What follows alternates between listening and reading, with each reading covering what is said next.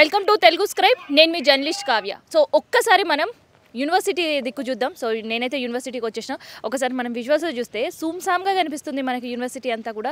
ఎప్పుడు విద్యార్థులతో వాళ్ళ గలమెత్తి చెప్పడం కావచ్చు, లేదంటే ఒక సందడి వాతావరణం మనకు యూనివర్సిటీ దగ్గర కనిపించేది.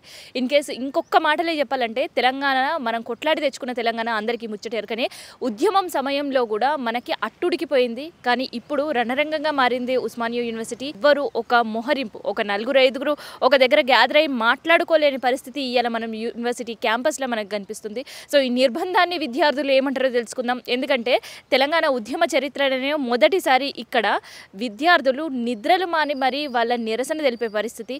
సో అట్లా కూడా సర్కార్కి వాళ్ళ విన్నపాలు వినిపించే ప్రయత్నం చేశారు, కానీ దాన్ని కూడా భగ్నం చేశారు పోలీసులు. సో ఒక్కసారి విద్యార్థులతో మనం మాట్లాడదాం. నీ పేరు ఎంత? నా పేరు రాజక్క. సో యూనివర్సిటీ ఎట్లా కనిపిస్తుంది, అసలు ఎట్లా ఉంది యూనివర్సిటీల పరిస్థితి? అయితే మీ అందరూ తెలుసు, గత 20 రోజుల నుండి నిరుద్యోగులందరూ కూడా కొత్తగా ఏర్పడ్డ ప్రభుత్వం రేవంత్ రెడ్డి సర్కార్. ఈ నిరుద్యోగులకు ఆశాజనకంగా ఉండి ఏమైనా ఉద్యోగ అవకాశాలు కావచ్చు, ఈరోజు గ్రూప్ 1 1:100 రేషియో కావచ్చు, గ్రూప్ 2 గ్రూప్ 3 పోస్టులు పెంచాలి, మెగా డిఎస్సీ చేయాలని శాంతియుతంగా 20 రోజుల నుండి ధర్నా ఇస్తున్నాం. 20 రోజుల నుండి దాదాపు ఒక 4-5 రోజులు ఉస్మానియా యూనివర్సిటీ కేంద్రంగా రాత్రి పగలు నిరుద్యోగులందరూ కూడా ఈరోజు దాదాపు 10 సంవత్సరాలు ఆ ప్రభుత్వంలో కొట్లాడినాం, 6 నెలలు అవుతుంది ఈ ప్రభుత్వంలో కొట్లాడుతున్నాం. ఇప్పటికైనా మాకు ఉద్యోగ అవకాశాలు కల్పించాలి. ఈ యొక్క తెలంగాణలో నిరుద్యోగం లేకుండా చేస్తాను ఈ యొక్క రేవంత్ రెడ్డి ఎక్కడున్నాడు? ఈ రేవంత్ రెడ్డి రాజకీయ ఉద్యోగం సాధించుకున్నాడు. మరి నిరుద్యోగులకు విద్యార్థులకు ఉద్యోగం ఏదని ప్రశ్నిస్తే ఇక్కడున్న పోలీసు అన్నలు కావచ్చు, మరి దారుణం అక్క.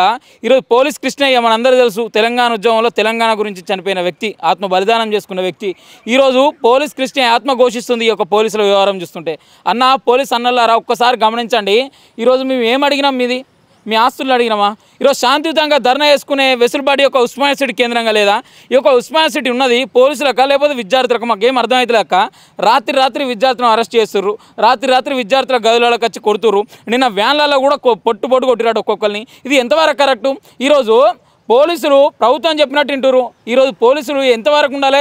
మీరు శాంతి భద్రతలు ఉస్మానియా యూనివర్సిటీలో మీరు రక్షణ కల్పించాలని మీరు ఉండండి, అంతేగాని విద్యార్థులను కొట్టాలి, విద్యార్థులను ఈరోజు దుర్భాషలు ఆడాలి, విద్యార్థులను తిట్టాలి, లంజోడక ఇవన్నీ తిట్టుడు ఎంతవరకు కరెక్ట్? ఈరోజు పోలీస్ యూనిఫామ్ వేసుకున్నాం అంటే నలుగురు సేవ గుణం చేసేటట్టు ఉండాలి. పబ్లిక్ సర్వెంట్స్ మీరంతా ఈరోజు పబ్లిక్ సర్వెంటా లేకపోతే మీరు ఈరోజు ప్రభుత్వానికి సర్వెంట్గా మారిరా?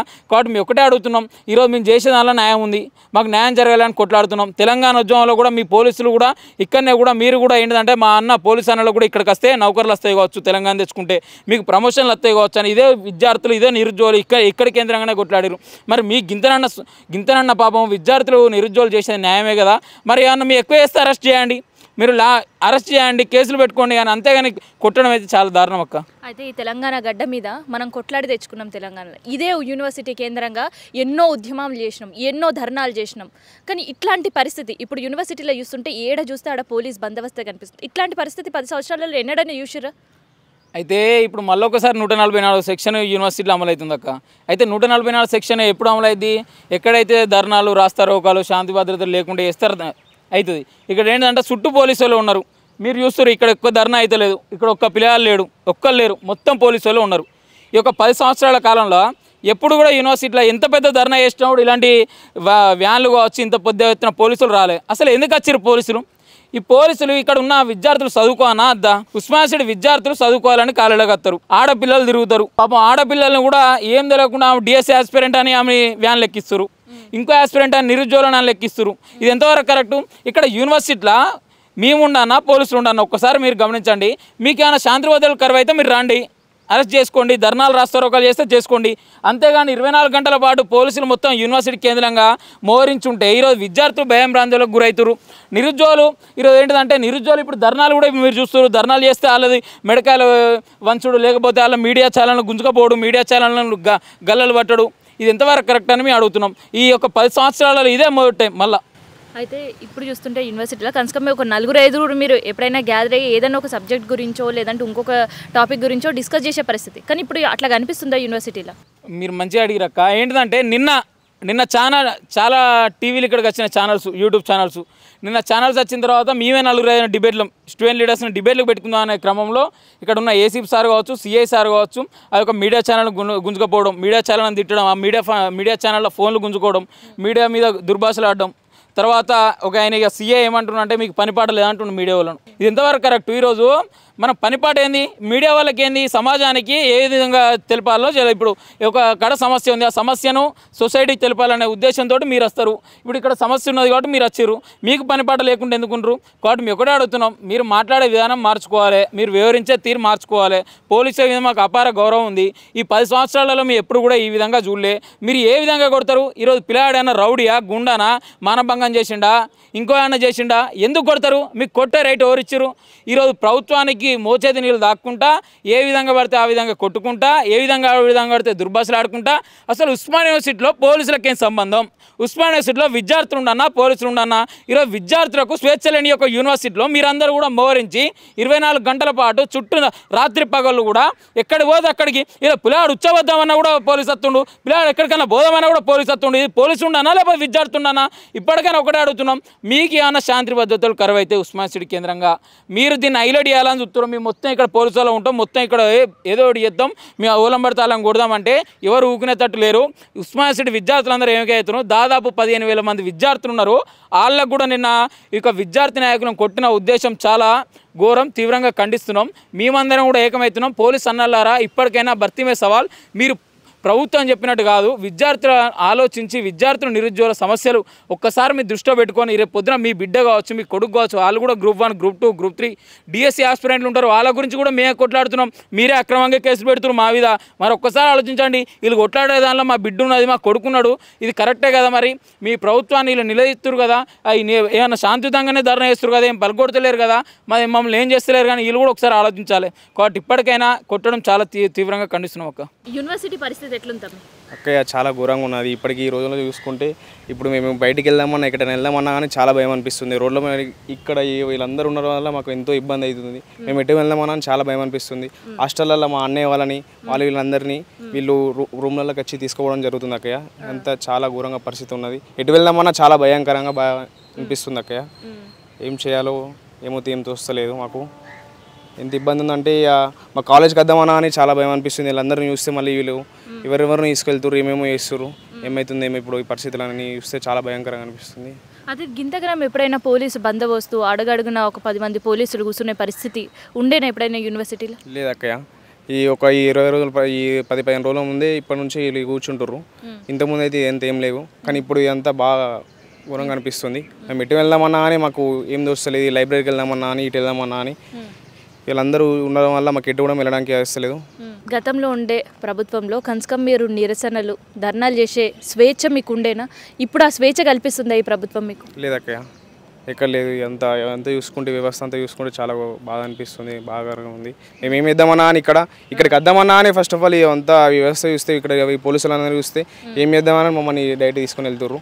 యూనివర్సిటీ గతంలో చూస్తే ప్రశాంతంగా మీరు చదువుకునే పరిస్థితి అండ్ ఎక్కడైనా ఒక డిస్కషన్స్ పెట్టుకునే పరిస్థితి, కానీ ఇప్పుడు అట్లాంటి పరిస్థితి ఉందా యూనివర్సిటీలో? పోలీస్ సెక్యూరిటీ ఎట్లా ఉంది? ఇది సెక్యూరిటీ అనుకుంటారా, లేదంటే పోలీసుల వివక్ష కావచ్చు మీ పైన ఒక ఎట్లా అంటే మీరు ఎప్పుడు ఎక్కడ దొరుకుతారా అనే దొరకబట్టే ప్రయత్నాలు అనుకుంటారా? ఈరోజు యూనివర్సిటీ కేంద్రాలు అంటే ఒక చర్చా ఘట్టాలు లాంటివి. ఇవి ఒక 10 మంది విద్యావంతులే, విద్యావేత్తలే ఉండొచ్చు. ఇక్కడ ఒక చర్చించుకునే స్థానాలు ఇవి. అలాగే రాష్ట్రం అంతా కూడా ఇక్కడ యూనివర్సిటీ నుంచి, యూనివర్సిటీ కేంద్రంగా ఏం మాట్లాడుతున్నది, రాష్ట్రం అంతా కూడా ఎక్కడ సమస్య వచ్చినా యూనివర్సిటీ కేంద్రంగా మాట్లాడే గొంతుక యూనివర్సిటీ. కానీ ఇలాంటి యూనివర్సిటీలో మా గొంతులు నులిమేయడం, నిన్న చూస్తున్నాం విద్యార్థి నాయకులను కొట్టడం పోలీసులు. ఇలాంటి యొక్క ఘటనలు చూస్తుంటే అర్థమవుతున్నది పోలీస్ వ్యవస్థకి అయి ఉండొచ్చు, ప్రభుత్వానికి అయి ఉండొచ్చు. ఈరోజు మా పైన ఎంతటి అసహ్యం ఉన్నది అనేది ఈరోజు మాకు విద్యార్థులకు అర్థమవుతున్నది. ఎందుకంటే ఈరోజు నిన్న చూసినాం విలేకరుల పైన, మీడియా విలేకరుల పైన ఏదైతే 4th ఎస్టేట్ అనుకుంటున్నామో వారి పనిని వారు చేయనీసుకోకుండా వారిని నిన్న కూడా నిర్బంధించి వాళ్ళను కూడా ఒక బూతులు తిడుతున్న వైనం నిన్న చూసినాం మనం. అలాగే ఆర్ట్స్ కాలేజ్ లైబ్రరీ దగ్గర కూడా, సెంట్రల్ లైబ్రరీ దగ్గర కూడా ఒక జర్నలిస్ట్ని గల్లా పట్టుకొని గుంజుకుపోయిన పరిస్థితి నిన్న చూసినాం మనం. ఇలాంటి ఘటనలు చూస్తుంటే యూనివర్సిటీ కేంద్రాల్లో ఈ యొక్క శాంతియుత వాతావరణాన్ని వీళ్ళు దెబ్బతీస్తున్నారు. ఎందుకంటే ఈరోజు మా తల్లిదండ్రులు అయి ఉండొచ్చు, ఎవరైనా అయి ఉండొచ్చు, యూనివర్సిటీలో ఏం జరుగుతుందనే ఖచ్చితంగా న్యూస్లో చూసే పరిస్థితి ఉంటుంది. ఒకవేళ ఇలాంటి పరిస్థితులు ఇక్కడ ఉంటే వాళ్ళు మాకు ఫోన్లు చేసి ఇంటికి వచ్చేయండి, మీరు అవసరం లేదు, చదువుకోవాల్సిన అవసరం లేదు అనే పరిస్థితి ఈరోజు నెలకొన్నది. నిన్న మనం చూస్తున్నాం ఇక్కడ వాళ్ళు నిరసన స్వేచ్ఛగా వాళ్ళ నిరసనలు వాళ్ళు చెప్పుకుంటుంటే పోలీస్ వ్యవస్థ, పోలీస్ యంత్రాంగం వచ్చేసి వాళ్ళని ఒంగబెట్టి గుద్దడము, చెంపల పైన కొట్టడం, ఇది ఎంతవరకు సమంజసమని ఈరోజు మేము ప్రభుత్వాన్ని ప్రశ్నిస్తాం. ఒక్కటి తమ్ముడు, నేను ఒకటి అడగాలనుకుంటున్నా, అసలు పోలీసులు మీ పైన మ్యాన్ హ్యాండ్లింగ్ చేయాల్సిన పరిస్థితి ఎందుకు? అట్లీస్ట్ మీ స్వేచ్ఛని హరించే పరిస్థితి ఎందుకు వచ్చింది అసలు? అదే అంటున్నాం. ఈరోజు డిఎస్సి యొక్క అభ్యర్థులు వాళ్ళ నిరసనలు వాళ్ళు తెలుపుకుంటున్న క్రమంలో ఈరోజు పోలీస్ వ్యవస్థ మా యొక్క హాస్టళ్ళకు చొరబడి మమ్మల్ని టెర్రరిస్టులమా అండి, మేము రేపిస్టులమా, టెర్రరిస్టులమా ఏంది అని అడుగుతున్నాం. ఈరోజు విద్యార్థులం, మేము విద్యావంతులం, మేము మాకు ఇంతో కొంత ఇంకిత జ్ఞానం ఉన్నది. ఆ ఇంకిత జ్ఞానంతో మేము సమావేశంగా ఈరోజు మేము నిరసనలు తెలుపుకుంటున్నాం. అరే నిరసనలు తెలుపుకునే అధికారం మాకు లేదా? విద్యార్థులుగా మాకు ఆ అధికారం లేదా అని ఈరోజు ప్రభుత్వాన్ని మేము ప్రశ్నిస్తూ ఉన్నాము. ఎందుకంటే ఇప్పుడు మేము సమాన్యంగా ఆ రోజు కూడా డిఎస్సి అభ్యర్థులు వచ్చి ఇక్కడ నిరసనలు తెలిపారు. సరే అయిపోయింది. తర్వాత కూడా అరే వాళ్ళని ఏమన్నా అంటే అనండి, యూనివర్సిటీపై వాళ్ళకి అధికారం లేదేమో బయట నుంచి, అయినా మేము అడుగుతున్నాము. ఈరోజు యూనివర్సిటీ కేంద్రాలుగా నిరసనలు తెలిపే అధికారం మాకు ఎందుకు లేదని అడుగుతున్నాం. బయట వాళ్ళు అయి ఉండొచ్చు, యూనివర్సిటీ విద్యార్థులు అయి ఉండొచ్చు. ఈరోజు యూనివర్సిటీ కేంద్రాలుగా వాళ్ళకు నిరసనలు తెలిపే అధికారం ఎందుకు లేదని అడుగుతున్నాం. ఈరోజు హాస్టల్లోకి వచ్చి గుంజుకపోయినటువంటి వైనాలను మనం చూస్తున్నాము. ఈరోజు ఇక్కడ చూసుకుంటే ఈ యొక్క ఎలాంటి వాతావరణం ఉన్నది. ఈరోజు మేము పోలీసులను ఇంకోటి హెచ్చరిస్తున్నాం, ఒకవేళ మీ రీతి ఇది మారకపోతే మమ్మల్ని మేము రక్షించుకునే విధంగా మేము కూడా ఆయుధాలు పట్టుకొని తిరగాల్సిన పరిస్థితి వస్తుంది. ఎందుకంటే మేము ఒక నలుగురము చర్చించుకునే పరిస్థితి లేదు, నలుగురం కలిసి తిరిగే పరిస్థితి లేదు. ఇప్పుడు మేము మీలో మాట్లాడుతుంటే కూడా అక్కడ నుంచి చూసే పరిస్థితి ఉన్నది. పోలీసు ఎప్పటికప్పుడు నిఘా వేస్తున్నారు. ఎందుకు అని అడుగుతున్నాం. ఈరోజు తెలంగాణ ప్రభుత్వాన్ని సాధించుకున్నాక కూడా ఇలాంటి పరిస్థితులు ఎందుకని అడుగుతున్నాం. అంతకుముందుకు రాకముందు ఎలా అయితే ఆ ఉద్యమ సమయంలో ఆ ఏసీపీలు డీసీపీలు ఇక్కడ ఎలా అయితే చీరలు వేసుకొని కూర్చుంటుండో సేమ్ అదే పరిస్థితి ఇప్పుడు ఉన్నది. తెలంగాణ వచ్చిన పరిస్థితి, మన ఇంట్లో పరిస్థితి, మన ఇంట్లో వాడే రాజైనాక కూడా ఇలాంటి పరిస్థితి ఎందుకని అడుగుతున్నాం మేము. తమ్ముడు అన్నట్టు కరెక్టే, తెలంగాణ రాష్ట్రం కొట్లాడి తెచ్చుకున్నాం. అప్పుడు ఓయూలో అడుగు పెట్టాలంటే ఎవరైనా భయపడే పరిస్థితి. అట్లాంటి ఉద్యమం చేసిన గడ్డ ఓయూ. మరి ఇప్పుడు ఇంత పోలీస్ నిర్బంధన మీకు ఎట్లా ఉంది అసలు? ఏం నడుస్తుందంటే అక్క, తెలంగాణ రాష్ట్రంలో ఈ ఉస్మాన్ యూనివర్సిటీలో ఒక అప్రకటిత ఎమర్జెన్సీ నడుస్తున్నది. పోలీసు వాళ్ళకి ఉస్మాన్ యూనివర్సిటీలో ఏం పని? ఉస్మానియా విశ్వవిద్యాలయం అనేది విద్యార్థులకు సంబంధించినది. ఉస్మానియా యూనివర్సిటీలో వ్యక్తిగత ఎవరికైనా కానీ భారత రాజ్యాంగం కల్పించిన ఏదైతే right to freedom of speech and expression article 19 ప్రకారము ఎవరైనా వాళ్ళ భావ ప్రకటన స్వేచ్ఛ తెలుపుకునే హక్కు ఉంటుంది. ఇక్కడికి వచ్చి విద్యార్థులు వాళ్ళ బాధని వాళ్ళ గోడును తెలుపుకుంటే కూడా ఇక్కడ వాళ్ళని జర్నలిస్టులపైన దాడి చేయడము, విద్యార్థులపైన పాశవికంగా దాడి చేయడం, వాళ్ళని దుర్భషలు ఆడడము, క్లాసులు జరుగుతుంటే క్లాసులకు పోయి విద్యార్థులను తీసుకురావడము, హాస్టళ్ళకి రావడం. ఏం పరిస్థితి? మీకేం అవసరం? ఉస్మానియా యూనివర్సిటీలో హాస్టళ్లలోకి వచ్చి చొరబడి ఇక్కడ లా అండ్ ఆర్డర్ని కాపాడాల్సిన పోలీసులే ఇక్కడ న్యాయాన్ని పాటించకుండా ఏం చేస్తున్నారంటే ట్రెస్ ప్యాస్ చేస్తున్నారు. అంటే చొరబాటుదారులుగా. ఎవరు చొరబాటుదారులు? పోలీసులు. అంటే తెలంగాణ రాష్ట్ర ఉద్యమం సమయంలో ఏం చేసినారంటే ఉస్మానియా యూనివర్సిటీలకి పోలీసులు రావద్దని అంటే అప్పుడు హైకోర్టులో పిటిషన్ వేస్తే హైకోర్టు ఏమని తీర్పిచ్చిందంటే ఉస్మానియా యూనివర్సిటీలో యూనివర్సిటీ అధికారుల పర్మిషన్ లేకుండా ఉస్మానియా యూనివర్సిటీలకు పోలీసులు పర్మిషన్ లేకుండా పోలీసులు ప్రవేశించరాదని ఆ రోజు తెలంగాణ హైకోర్టు ఇచ్చింది. ఆ రోజు ఆంధ్రప్రదేశ్ హైకోర్టు ఇచ్చింది. హైకోర్టు ఇచ్చినా కానీ దాన్ని తుంగలో తొక్కి ఈరోజు రాష్ట్రం సాధించుకున్నాం. రాష్ట్రం సాధించుకున్న తర్వాత 10 ఏళ్ల పాలన అయిపోయింది. 10 ఏళ్ల పాలన అయిపోయిన తర్వాత రేవంత్ రెడ్డి నిన్ను పిలిచి మాకు ఉద్యోగాలై నిన్ను గెలిపిస్తామన్నామా? అరే వేస్ట్ ఫెలో రేవంత్ రెడ్డి, నువ్వే వచ్చినావు మా దగ్గరకు వచ్చి మా కాళ్ళ కాడికి వచ్చి మా కాళ్ళు పట్టుకొని వాడు ఒకడు ఉంటాడు యూజ్లెస్ ఫెలో రాహుల్ గాంధీ. వాడికి రాజ్యాంగంలో ఎన్ని ఆర్టికల్ ఉంటాయో తెలియదు, ఎన్ని పేజీలు ఉంటాయో తెలియదు. ప్రతిసారి పార్లమెంట్లో నువ్వు రాజ్యాంగాన్ని పట్టుకొని తిరుగుతావు కదరా యూజ్లెస్ ఫెలో రాహుల్ గాంధీ. నీకు తెలియదా? ఆర్టికల్ 19 క్లాస్ 1 ఏమని చెప్తుంది, ఆర్టికల్ 19 క్లాస్ 2 బి ఏమని చెప్తుందో తెలియదా? వేస్ట్ వేలో రాహుల్ గాంధీ. నువ్వు మణిపూర్ పోతావు, ఒక సందేశ్ ఖాళీ ఒక మణిపూర్ తరహా ఇదే ఉస్మానియా యూనివర్సిటీలో జరుగుతుంది. నువ్వేం చేస్తున్నావు రాహుల్ గాంధీ? యూజ్లెస్ వేలో నువ్వు ఒక దేశానికి ఒక దరిద్రంగా పట్టినావు. నువ్వు పోయి ఎవరైతే ప్రతిపక్షం వాళ్ళని అడుగుతున్నావు, నువ్వు ఏదైతే మీ కాంగ్రెస్ పాలన జరుగుతున్న తెలంగాణ రాష్ట్రంలో ఒక అప్రకటిత ఎమర్జెన్సీ ఇదే ఉస్మానియా యూనివర్సిటీలో జరుగుతుంటే నువ్వేం చేస్తున్నావు అంటే ఉస్మానియా యూనివర్సిటీ అనేది విద్యార్థులకు సంబంధించింది. మేము ఇదే పోలీసు వాళ్ళని అడుగుతున్నాము, మీరు దాడి చేయాల్సిన అవసరం ఏముంది? అదే ఒక విద్యార్థి వచ్చి ప్రొటెస్ట్ చేస్తున్నాడు, ప్రొటెస్ట్ చేస్తున్నప్పుడు నువ్వు ప్రివెంట్ అరెస్ట్ చేసుకొని తీసుకుపోయి వాళ్ళని పోలీస్ స్టేషన్లో లేకపోతే లా ప్రకారంగా నువ్వు వాళ్ళని శిక్షించు, కానీ వాళ్ళపైన చేయి చేసుకునే అధికారం మీకు ఎక్కడిది?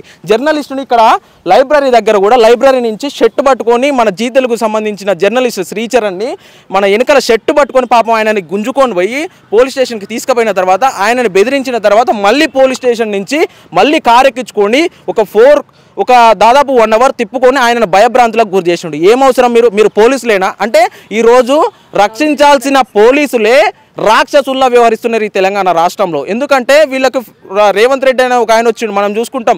తెలంగాణ ఉద్యమం ఏదైతే నైజాం సర్కార్లో గస్తీ నిషాని 53 అని ఉంటుంది. అంటే ఎవరికైతే జర్నలిస్టులకు పత్రికా స్వేచ్ఛ ఉండదు, మాట్లాడుకునే స్వేచ్ఛ ఉంటే గస్తీ నిషాని 53 అనే ఆ తరహా మేము విన్నాం కానీ మేము ఏ రోజు చూడలే. ఈ రేవంత్ రజ్వీ పాలనలో మాత్రం మేము ఈ గస్తీ నిషాన్ అనేది కళ్ళకు కట్టినట్లు చూస్తున్నాం. ఉస్మానియా మేము పోలీసు వాళ్ళని ఒకటే అడుగుతున్నాం, మా ఉస్మానియా యూనివర్సిటీకి వచ్చి విచ్చలవిడిగా మీరు మా హాస్టళ్లకు దూరి మమ్మల్ని ఎత్తుకపోతున్నారు కదా, మీ పోలీస్ స్టేషన్లకు వచ్చి మేము మీ పోలీస్ స్టేషన్లకు వస్తే మీరు ఊరుకుంటారా? ఎవరిదైనా వాళ్ళదే. విశ్వవిద్యాలయం అంటే విద్యార్థులకు నిలయం, ఇక్కడ విద్యకు నిలయం. అలాంటిది ఇక్కడ ఒక నిర్బంధాన్ని ప్రారంభించి ఒక నిర్బంధంతో ఇక్కడ చూసిన మనం వెహికల్స్ అన్ని పెట్టి తిష్ట వేయాల్సిన అవసరం ఏముంది? మేము క్లాస్కి పోతే మా వెంట రావడము, మా వాట్సాప్ గ్రూపులు చెక్ చేయడము, ఇక్కడ లైబ్రరీకి వెళ్తే మా పక్కన కూర్చోవడము, ఇంటెలిజెన్స్ వాళ్ళని నిన్న అంటున్నాడు. అరే మరి మీడియా వాళ్ళు ఐడి కార్డు వేసుకోవాలని ఏసీపీ జగన్ సార్ చెప్తున్నారు. ఏసీపీ జగన్ సార్ మేమేమంటున్నాం అంటే ఐబీలో ఉంటారు, ఎస్బీలో తిరుగుతున్నారు. ఇప్పుడు లైబ్రరీలో కూడా చూపిస్తారు చాలా మందిని, మా పక్కన వచ్చి కూర్చుంటారు. వాళ్ళని కూడా ఐడి కార్డు వేసుకోమనండి. ఎందుకు వేసుకోరు ఐడి కార్డు? మీ ఎస్బీ వాళ్ళు ఐబీ వాళ్ళు కూడా వేసుకోండి. జర్నలిస్టులు ఒక్కలే వేసుకోవాలి ఐడి కార్డులు.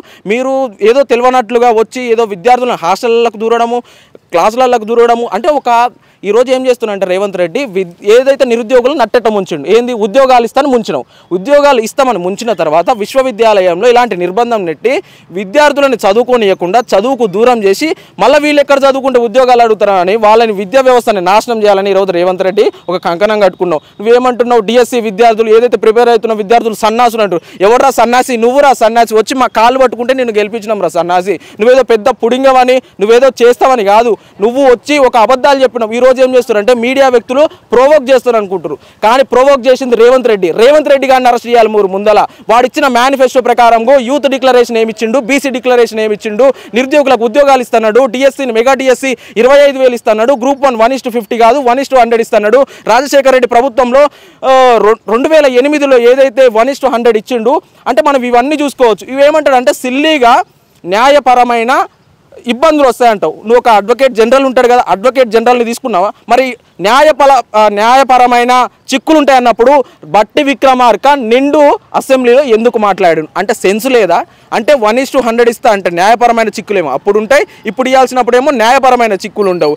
అంటే ఎగ్జిస్టెడ్ నోటిఫికేషన్లో పోస్టులు పెంచడము చాదగానప్పుడు మొన్న నువ్వే కదా ఫ్రెష్గా ఏదైతే కేసీఆర్ ఇచ్చిన నోటిఫికేషన్ని రద్దు చేసినావుగా, నోటిఫికేషన్ ఇచ్చి ఫ్రెష్ నోటిఫికేషన్ ఇచ్చినావు కదా. ఫ్రెష్ నోటిఫికేషన్ ఇచ్చినప్పుడు 11,000 ఎందుకు ఇచ్చినావు? 25,000 ఇస్తున్నావు కదా, ఎందుకు ఇవ్వలేదు? 1:100 ఇస్తున్నారు కదా, ఎందుకు ఇవ్వలేదు? మెగా డిఎస్సిని ఈరోజు దగా డిఎస్సి చేసినారు. డిఎస్సి విద్యార్థులు వాళ్ళు స్వచ్ఛందంగా బయటకు వస్తే వాళ్ళకు ఒక రాజకీయ పార్టీని వాళ్ళకు పూస్తున్నారు. వాళ్ళని ఒక ఆమెని ఒక ఇబ్బందులకు ఎందుకంటే మాట్లాడిన ప్రతి ఒక్కరిని రాజకీయాన్ని పూస్తూ వాళ్ళని నానా ఇబ్బందులకు గురి చేస్తున్నారు. వాళ్ళ ఇంట్లోకి వెళ్ళి వాళ్ళ లోకల్ పిఎస్లకు వెళ్ళి వాళ్ళని భయభ్రాంతులకు గురి చేస్తున్నారు. మీరు ఇట్లా చదువుకుంటే వాళ్ళపైన ఇట్లా పోలీస్ కేసులు అయితే వాళ్ళ పేరెంట్స్ని భయభ్రాంతులకు గురి చేస్తున్నారు. అంటే పోలీసు వాళ్ళకి ఇంత అవసరం ఏముంది?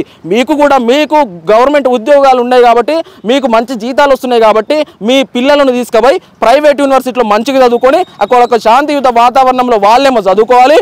పేద తల్లిదండ్రులు ఒక గ్రామీణ నేపథ్యం నుంచి వచ్చిన మేమేమో ఇదో ప్రభుత్వ యూనివర్సిటీలో మీ మధ్యలో ఉండి భయానికి గురవుకుంటూ మేము చదువుకోవాల్సిన ఇది ఎక్కడిది? మీరు ఒక పోలీస్గా ఒకసారి ఆలోచించుకోండి, ఒకసారి గుండె మీద చేసుకొని ఆలోచించుకోండి. నిన్న విద్యార్థి నాయకులను ఇక్కడ దాడి చేస్తున్నారు. ఎందుకంటే వాళ్ళ ఇంటి పక్కన వాళ్ళ ఆస్తిని కబ్జా చేసుకుంటే ఏ విధంగా దాడి చేసినారో ఒక పగబట్టినట్టు దాడి చేసి నేమ్ ప్లేట్లు తీసేసి దాడి చేసి వాళ్ళని పిడిగుద్దులు గుద్దుతూ, ఈ చేయితో గుద్దుతూ, ఇష్టం వచ్చినట్లు గుద్దుతూ, దుర్భుషలాడుతూ అక్కడ ఒక పదం యూజ్ చేసినారు.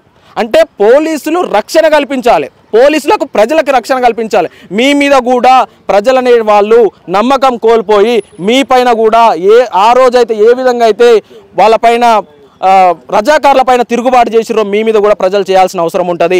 నిరుద్యోగులు ఆలోచిస్తున్నారు, రేవంత్ రెడ్డి ప్రజలు ఆలోచిస్తున్నారు. గ్రామీణ విద్యార్థులు మా గోసలని మా తల్లిదండ్రులు రోజు టీవీలలో చూస్తున్నారు. మమ్మల్ని ఇక్కడ ఒక శాంతియుత వాతావరణం లేదు, మీరేదన్నా చిక్కులకు పోతారు, మీరు ఇబ్బందులకు గురవుతారని మమ్మల్ని ఇంటికి నుంచి ఫోన్ చేసి మమ్మల్ని రావాలనుకుంటున్నారు. అంటే మమ్మల్ని ఈరోజు విద్య నుంచి దూరం చేసే కుట్ర ఈరోజు రేవంత్ రెడ్డి సర్కార్ చేస్తున్నది. దీన్ని ఖచ్చితంగా మానుకోవాలి. ఇదే మానుకోకపోతే తెలంగాణ రాష్ట్రం సాధించుకోవడం కోసం సమైక్యాంధ్ర పాలనలో ఏదైతే ఉస్మానియా యూనివర్సిటీలో బూట్ల చప్పుడు బాష్పవాయువు గోళాలు ఎట్లా వినిపిస్తున్నాయో అదే తరహా ఇప్పుడు నడుస్తుంది. మీరు ఒకవేళ ఇదే తీరు మార్చుకోకపోతే తెలంగాణ రాష్ట్రం సాధించుకోవడం ఏ తరహా ఉద్యమం చేసినామో మేమందరం అదే తరహా మా బుక్కులు పక్కకు పెట్టి వచ్చినాం అనుకో, మీరందరూ సిటీలో ఉన్న ఫోర్స్ మొత్తం పిలిపించుకున్నా కానీ మీరు తట్టుకోలేని పరిస్థితి ఉంటుంది. ఖబర్దార్ చెప్తున్నా, పోలీసులకు చెప్తున్నాము.